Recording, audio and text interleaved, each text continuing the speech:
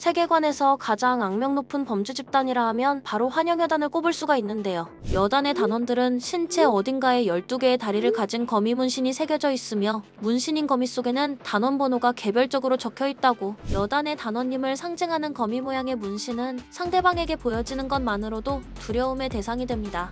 이들은 대부분이 유성가 출신으로 알려져 있는데 그저 힘없는 약소 지역에 지나지 않았던 유성가에선 당연하게도 아이들이 납치당하는 사건이 많았는데요. 단장인 클로로를 비롯한 환영여단은 유성가에서 끔찍한 유년 시절을 보냈고 이를 이겨내기 위해 내늘 연마의 현행법으로 처벌할 수 없는 악당들을 처단하는 대학당이 되고자 결심하며 각자의 준비를 갖췄고 이윽고 환영여단이란 최악의 범죄 집단을 결성합니다. 환영여단의 멤버 중 단원번호 11 우복인 리더가 되어달라는 제안을 받았을 정도로 여단 내 신임도가 높은 인물인데 우복인은 클로로에게 여단의 리더 자리를 맡기며 네가 거미의 머리가 된다면 죽을 때까지 따르겠다며 클로로를 리더로 추대합니다. 우복인은 여단의 단장 클로로를 따라 세계를 누비며 최고의 악역을 연기하는 것이 꿈이라고. 이처럼 초창기 여단의 창립 멤버로서 클로로와 유성가 동료들이 만든 집단이 전 세계인을 두려움에 떨게 한 환영여단이 된 것이죠. 현재 여단은 진기한 물건이나 대상을 손에 넣으려는 잔혹한 범죄 집단이 됐으며 이 과정에서 살인이나 테러도 아무런 거리낌 없이 실행. 자신들의 도적질을 위해선 타인의 목숨, 남녀노소 가리지 않고 가볍게 여기지만 같은 여단의 동료들이나 유성가 사람들은 매우 소중하게 생각하며 그들이 위해나 제재를 당하게 된다면 거미들은 망설임 없이 보복하는 것으로 잘 알려져 있죠. 실제로 여단은 같은 유성가 출신 클로로의 중마고우인 사라사가 납치당하며 참혹한 죽음을 맞이하게 되자 클로로를 포함한 친구들은 복수를 위한 힘을 길렀고 이때의 사건이 그들이 환영여단이 된 직접적인 이유라고 합니다. 한편 창립 이후 약탈을 일삼던 여단이 쿠르타족들을 습격하며 그들이 살아있는 상태에서 붉은 눈을 뽑아 암시장에 팔아넘긴 일이 있었는데 원작 초반부엔 단순해 보이는 이 학살조차 유성가 출신인 어떤 인물을 위한 여단의 행동이었다라는 추측이 난무하는 상황입니다.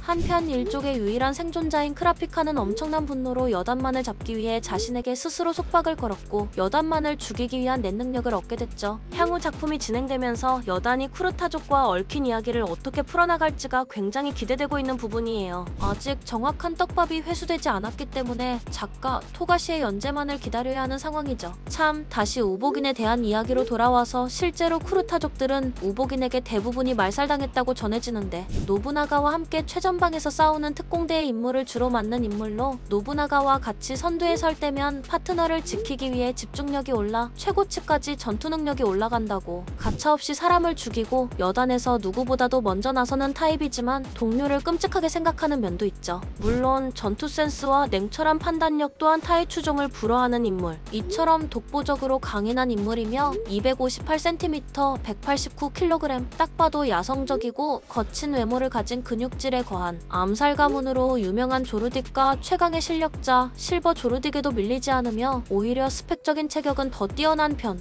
구성원 하나하나 강력한 능력자들인 여단 내에서도 압도적인 신체 스펙을 자랑합니다.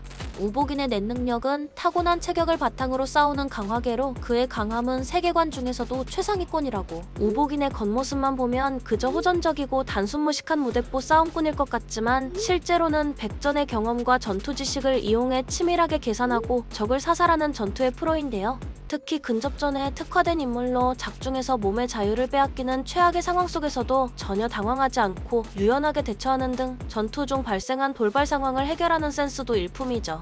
단장인 클로로를 포함해 여단원들 모두가 상당한 실력자이지만 그 중에서도 발군으로 언급될 정도로 우복인의 전투력은 단원들에게도 모두 인정받고 있는데요. 지하 경매장을 습격했던 여단과 추격해오는 수백 명의 마피아들, 이들을 우복인 혼자서 상대하는 장면은 일품이었죠.